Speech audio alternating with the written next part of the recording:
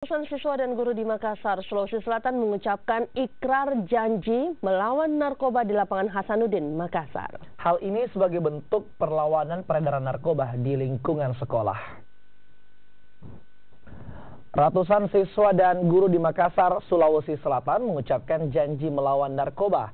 Hal ini dilakukan untuk mengantisipasi peredaran narkotika di kalangan anak usia sekolah.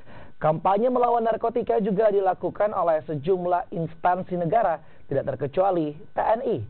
Kodam 14 Hasanuddin bersama BNN Provinsi Sulawesi Selatan juga mengkampanyekan melawan narkotika yang dimulai dari sekolah Kartika Makassar.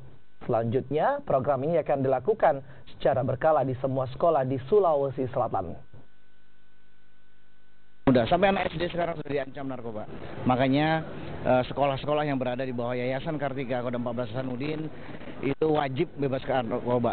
Dan saya ingin ada ikrar dari para pelajarnya, SD, SMP, SMA, dan SMK, ikrar dari gurunya untuk mampu mengawasi, dan ikrar dari anggota persidnya, anggota yayasan, yang mereka yang membina anak-anak muda itu.